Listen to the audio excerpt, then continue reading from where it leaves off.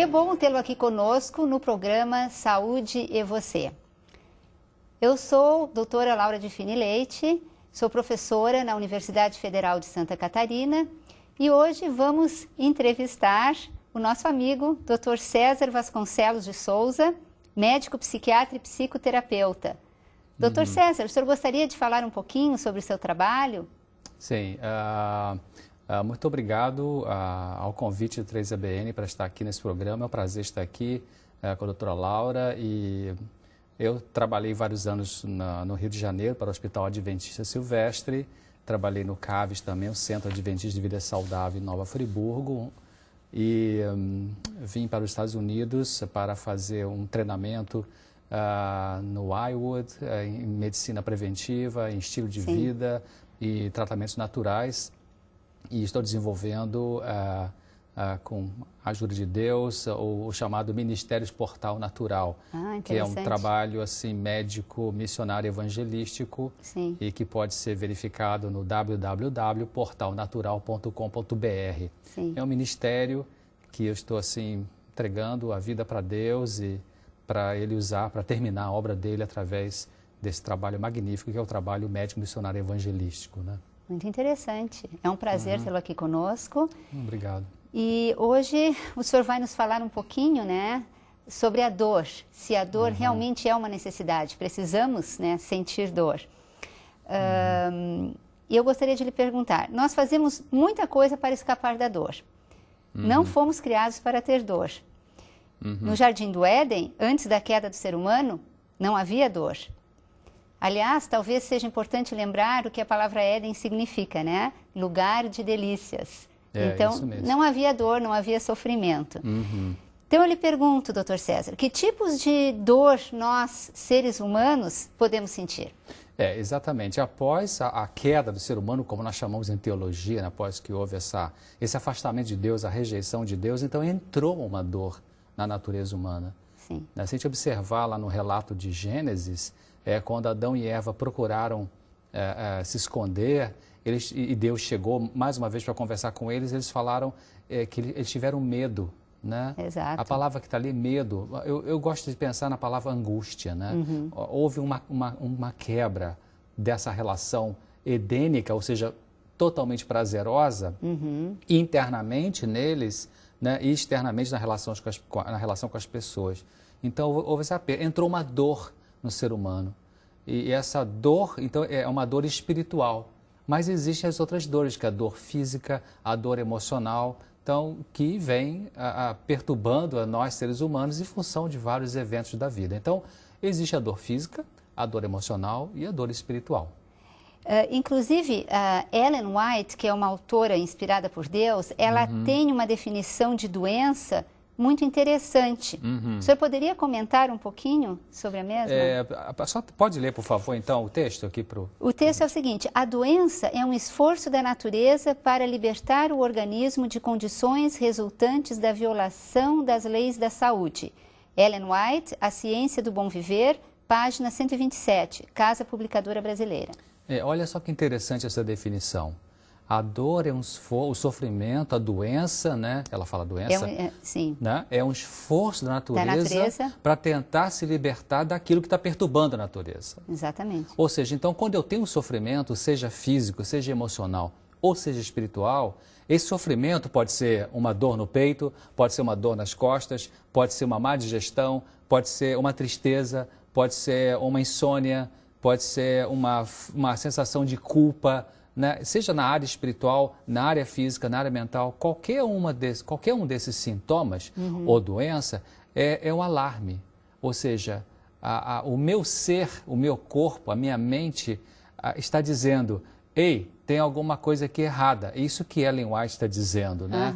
A doença é um esforço da natureza para tentar reequilibrar. Então, a dor, ela vem em quaisquer uma dessas formas como, primeiro de tudo, um alarme.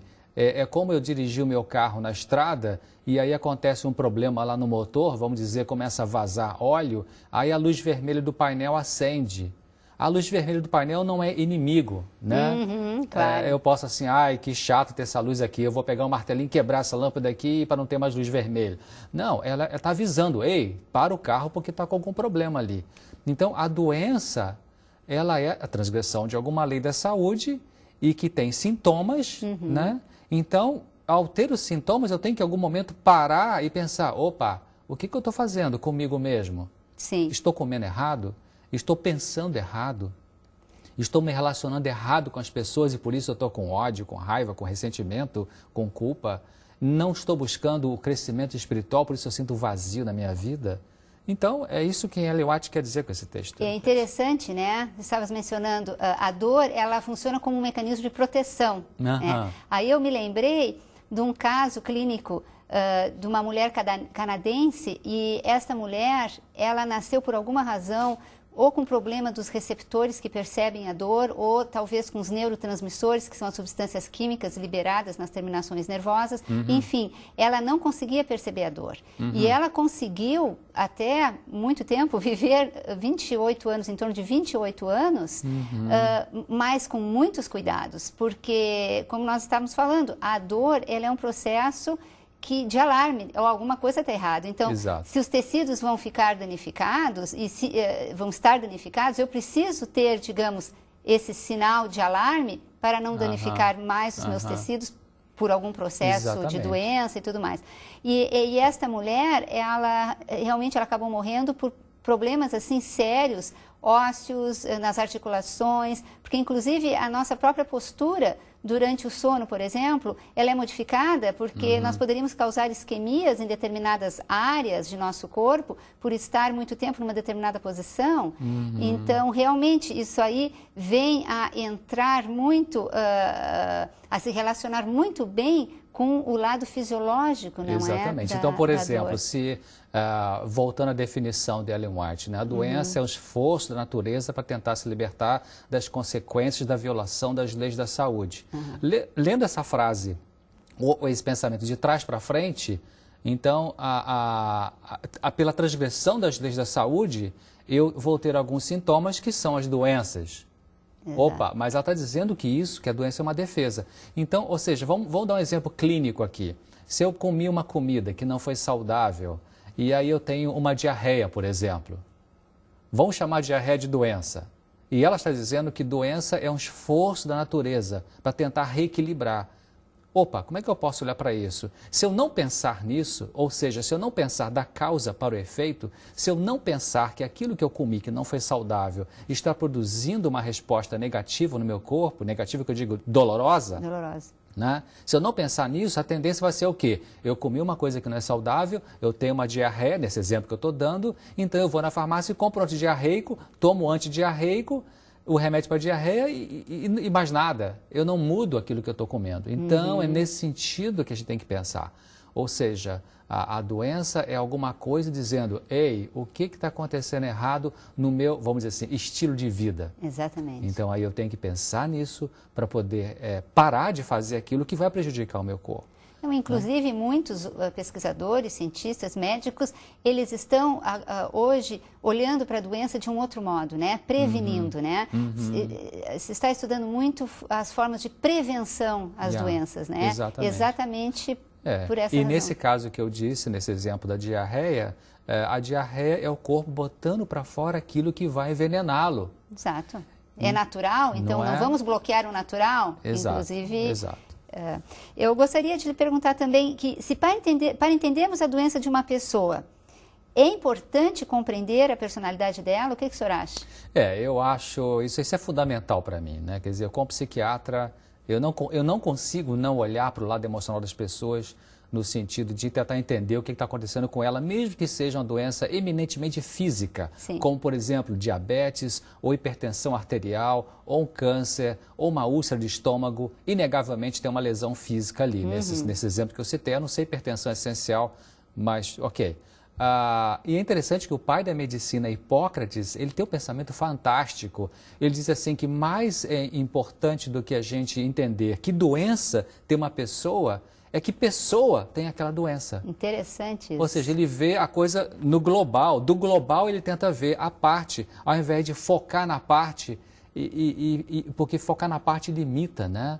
Limita muito a visão geral da coisa. Então, com certeza, é importante a gente tentar entender como que essa pessoa funciona. Então está relacionado com a personalidade da pessoa. Com a personalidade dela, com certeza, né? A gente sabe alguns estudos que mostram já claramente isso, que classificando os seres humanos como, por exemplo, personalidade tipo A, que é uma das classificações, Sim. personalidade tipo B, né? 50% norte-americanos são tipo A, 47% são tipo B e 3% intermediário. O tipo A é aquela pessoa rápida, aqui e agora, tudo para ontem, detesta fim de semana, tem poucos sonhos, não consegue meditar, não consegue relaxar, está sempre agitado, não é hiperativa, né? Sim. Essa é tipo A. E a tipo B é aquela que pensa mais, talvez seja mais lenta, talvez mais meditativa, talvez mais melancólica. As pessoas de personalidade tipo A, quer dizer, a cardiologia já colocou cientificamente a personalidade tipo A como um dos fatores de risco para doença cardíaca. Incrível. Além de falta de exercício, de fumo, de obesidade, de taxa alta de gordura, de estresse, também a personalidade tipo A. Né? Por quê? Porque é muita adrenalina, né? Claro. Então, essa relação entre o tipo de pessoa que a gente é e a doença que podemos ter, ela é muito íntima. O pessoal tipo B, as pessoas mais melancólicas e tal, elas têm tendência mais a doenças degenerativas, Sim. tipo câncer mesmo, por aí. Então, a relação interessante, né? E o senhor acha, então, a dor, ela faz parte da recuperação de uma pessoa? A gente teria que resolver logo, digamos, não deveríamos resolver esse problema logo? Como é que o senhor veria isso? A gente sabe, né? Nós vivemos num mundo hedonista, nós vivemos num mundo que quer o prazer já, né? E tudo na sociedade, até a tecnologia, ela conspira contra experimentarmos a dor, né? Nada contra não querer a dor, evidentemente. Eu não gosto de dor, ninguém gosta de dor, não é? Claro. Lógico. Esse até é o resquício do desejo do Éden, né? Que era um lugar de delícias que não tinha dor nenhuma. Sim. A gente deseja isso, voltar para isso. Mas em função daquilo que eu disse antes, de que eu preciso refletir sobre o meu estilo de vida. Porque muitas das dores que eu sinto na vida, repito, físicas, emocionais e espirituais, elas têm que ver com o estilo de vida. Se eu não refletir sobre o que eu estou fazendo no meu estilo de vida de errado, que produz uma dor, a tendência é eu fugir da mudança que eu preciso na realidade fazer. Então, fugir da dor, negando essa dor, anestesiando essa dor, não resolve o problema, né? Adia a recuperação. Quer dizer, para a recuperação eu tenho que em algum momento enfrentar a dor. E como é que eu posso fugir da dor, por exemplo? Tem muitas maneiras muitos instrumentos que usamos para fugir da dor, Sim. né? Hoje em dia são as compulsões, né? Aliás, o mundo está compulsivo, né? Compulsão para sexo, compulsão para comida, compulsão para viagem, compulsão para jogo, né? Jogo de azar e bingos, né? Compulsões até para coisas até boas também, compulsões para exercício, né? Exercício físico em demasia, quer dizer, tudo em demasia, na verdade, vai fazer mal, né, à pessoa. Então, uma forma que o ser humano lança a mão de fugir da sua dor, e agora estou falando mais de dor emocional, né? Que dor emocional, quer dizer, tristeza e angústia, é isso, né? Usando ou até substâncias ilícitas, né? Cocaína, maconha, álcool, né? Tranquilizantes, né? Soníferos compras, né? Tantas compras. Pessoas, mulheres que, estou triste, então vou para o shopping. É. Né? Vou me alegrar um pouquinho comprando um vestido novo, né? É. Antigamente eles diziam, compra um chapéu novo, né? Um Se chapéu você quer se alegrar. Então são Também, formas de né? fugir da dor. Existe compulsão para compras também, como para qualquer área da vida, né? Mas não adianta, se a gente fugir da dor de forma inadequada, a dor que eu tenho que experimentar, se eu fugir dela, ela vai voltar. Ela tem que voltar, porque com certeza. Para a resolução dos meus problemas emocionais, agora estou falando mais emocionais espirituais, temos que passar pela dor, né? Passar por um deserto. E eu posso fugir da dor através da religião, por exemplo? Pode também, pode. Na verdade, a mensagem pura da tradição judaico-cristã, o Antigo Testamento, o Novo Testamento, a mensagem que está ali não é a fuga da dor. Se você vê, os salmistas, quando escreveram os salmos no meio de uma dor, Sim. eles começam o salmo dizendo, Senhor, porque, nas minhas palavras, por que essa dor, por que essa angústia, por que meus olhos estão lacrimejando, chorando o tempo todo e tal. Então, eles manifestam a dor, entregam a dor para Deus, mudam a vida pelo arrependimento, pelo poder de Deus, e a dor passa.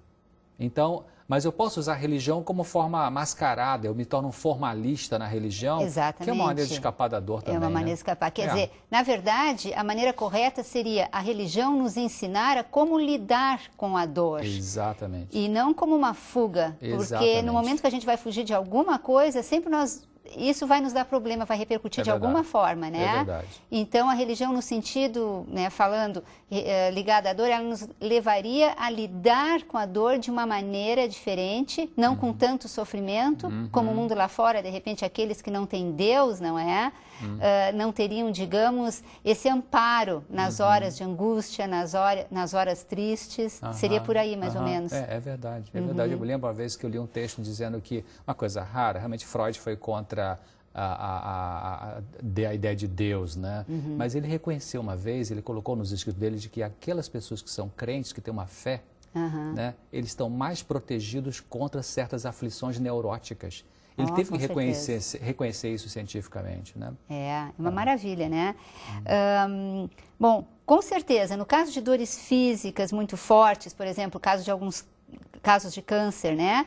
A gente precisa de algum tipo de atitude concreta, óbvio, claro, né? Se é um câncer, tem que procurar um médico especialista, tem uma lesão de estômago importante, um entupimento coronário, tem que procurar realmente uma ajuda concreta. E a gente estava falando assim sobre fugir, não é, da dor. Na sua opinião, quais seriam os problemas, não é, relacionados com a fuga da dor emocional, digamos? Quando eu fujo da dor emocional, na verdade, eu estou fugindo de mim mesmo. Interessante. E se eu fujo de mim mesmo, eu perco a minha identidade, eu perco a minha pessoa. Isso, né? Eu posso ficar confuso, afinal de contas, quem sou eu? Né? E eu posso, então, ficar, um termo meio antipático de falar, mas mascarado no sentido emocional. Sim. Né? Eu perco essa identidade comigo mesmo. E muitas vezes a fuga da dor, a fuga do enfrentamento da dor me leva até a alienação. Né? A psicose é ao mesmo tempo, a loucura, é ao mesmo tempo uma manifestação de uma baita de uma dor, né? Como também é a fuga da realidade. Então, sempre que eu fujo da realidade, eu estou adoecendo. Né? Então, realmente, fugir da dor emocional não é o caminho e não é o que a Bíblia diz. A Bíblia diz, vinde a mim, e Jesus fala, e eu vos aliviarei. Traga a sua dor. E Jesus não fala assim, finja que não tem dor. Ele fala, traga a sua dor e eu vou cuidar da sua dor. Então eu devo reconhecer, em primeiro lugar, reconhecer a minha dor, viver a minha dor, não é? Experimentá-la, expressá-la. Essa é a maneira mais saudável, digamos, de lidar. Existem duas coisas importantes nessa questão aí, experimentar e expressar. Né? Expressar significa eu vou verbalizar. Né? Verbalizar para quem? Para uma pessoa de confiança, para Deus. Né? A cruz são 2 paus. Né? Eu tenho algumas coisas que é só eu e Deus. Mas Deus, às vezes, usa algumas pessoas para me ajudar. Né? Então, expressar é eu, então, verbalizar. E experimentar é ter a dor aqui. Ou seja, está doendo, o que é que eu estou sentindo? Identificar a dor. É importante a gente, às vezes, pensar assim, o que é que eu estou sentindo? Ter consciência da dor, Ter consciência da dor. Nomear a dor. Eu, às vezes, ensino meus pacientes, qual é a dor que você tem? Não sei, me sinto muito mal. Não, mas qual é a coisa que está te perturbando? Não sei, eu não consigo pensar nisso e tal. Mas pensa um pouco mais. É tristeza, é angústia, é culpa, é medo, é ódio, é raiva, é aflição. Identificar, não é? Identificar. Porque quando eu identifico, eu deixo que ela vem com tudo que ela tem, então eu uso os recursos que Deus colocou para lidar com essa dor, né? E ela vai embora. Então. E os sintomas psicossomáticos, eles poderiam ser um escape da dor, então? Sintoma psicossomático, que tem a mente lidando com o corpo. Né? Claro, é uma forma de lidar com a dor. Quanto mais, estudos mostram que quanto mais eu sou incapaz de lidar conscientemente com a minha dor, mais provavelmente eu vou jogar essa dor para o corpo. Com certeza. Ou seja, as pessoas que mais somatizam Em outras palavras, as pessoas que mais têm sintomas físicos, mas que não têm uma lesão física que explique aquela dor, Sim. vai nos médicos, faz os exames de laboratório, raio-x, tomografia, ressonância, e o doutor diz, está tudo normal, está tudo bem, mas doutor, eu sinto uma coisa aqui, ou ali, ou lá, se é algo no físico. Isso é uma somatização, provavelmente. A mente está jogando para o corpo esse tipo de sofrimento e o corpo, então, paga o preço. Claro, é concreto, porque às vezes, veja bem, às vezes a gente fala em doenças psicossomáticas e as pessoas às vezes interpretam como, é da imaginação, não é concreto. Mas eu acho que a gente tem que deixar claro que os sintomas existem e que é concreto. Exato. É fisiologicamente percebido uma mudança no organismo em relação, e não é algo da imaginação da pessoa, porque muitas pessoas confundem, né? Acham que não existe nada, mas realmente, inclusive anteriormente já falamos nesse programa sobre a integração entre mente e corpo, né? E isso é muito interessante a gente pensar nesse aspecto, porque nós temos mecanismos próprios no nosso corpo, não é? Que servem para anestesiar a dor. Por exemplo, nós falamos também anteriormente sobre as endorfinas. As endorfinas, elas provocam analgesia, elas são substâncias que, além de provocar um bem-estar, elas nos provocam, elas, digamos, colaboram para minimizar a dor, né? Então, é muito interessante como existe essa integração, né? Então, quando eu paro, assim, para pensar, afinal de contas, depois, quem sabe até depois de ter passado por vários médicos e não resolve, não tem solução, então, finalmente, às vezes, a pessoa chega assim no ponto de pensar, talvez eu tenha alguma coisa aqui na minha emoção, nos meus sentimentos que esteja perturbado, né? E começa a pensar e refletir, aí que pode chegar ao ponto de perceber a sua dor e aí não mais somatizar. Porque a dor já começa a vir à consciência. Exato. E aí, vindo à consciência, é a maneira correta de conseguir resolvê-la. E existe dor emocional inconsciente? Porque está falando agora em consciência, né? Existe. Até eu cito, tem uma passagem o conceito de inconsciente é uma coisa, não foi a ciência que trouxe aí no final do século XIX para o início do século XX, né, com o início da psicanálise e tal. Sim. Não foi esse. O conceito de inconsciente já estava na Bíblia. Por exemplo, quando Davi falou assim, Senhor, me expurgue, me purifique dos pecados ocultos. Ocultos aonde? Nesse espaço virtual da nossa mente chamado inconsciente, né? Então, muita da nossa vida é inconsciente. Às vezes nós decidimos usar uma roupa e depois, por que eu botei essa roupa e não aquela? Não sei bem por quê. Tem uma motivação inconsciente. Claro. Por que eu casei com essa pessoa não com a outra? Por que eu escolhi essa profissão não a outra? Nem tudo é consciente. Então, muita coisa existe inconscientemente na nossa vida e com certeza, emoções que até que eu esteja pronto para vê-las e senti-las, enquanto não estiver pronto, ela não aparece. Ela fica no inconsciente ali. Então, assim, a gente não precisaria de sentir medo da dor, ter medo da dor, porque é algo que aflige muito as pessoas, não é? Normalmente nós queremos fugir da dor, não é? E qual é a sua opinião sobre isso? Não precisa ter medo da dor, porque essa é uma coisa bem interessante. Eu cito uma passagem bíblica também, que ela é extremamente psicológica e espiritual. Tá? No Novo Testamento diz assim, Deus não, nas minhas palavras, Deus não permitirá que venha sobre você uma tentação ou uma provação ou uma dor que você não possa suportar. Né? Lembra dessa passagem? Maravilhosa. Então, Deus está no controle. Deus não é irônico, Deus não é malvado, Deus não é mau, ou seja, Deus não libera para eu sentir uma dor que é intolerável para mim. Sim. Mesmo que às vezes eu sinta que é insuportável, né, como vários personagens bíblicos passaram, e muitos de nós, mas Deus está ali dando um suporte para que eu possa lidar com aquela dor. Então, não precisamos ter medo da dor, não, porque Deus vai dar a condição de lidar com ela. O senhor falou anteriormente que as pessoas que não conseguem identificar a sua dor deveriam procurar pessoas confiáveis, né? Quais seriam essas pessoas? O senhor poderia nos citar alguns exemplos?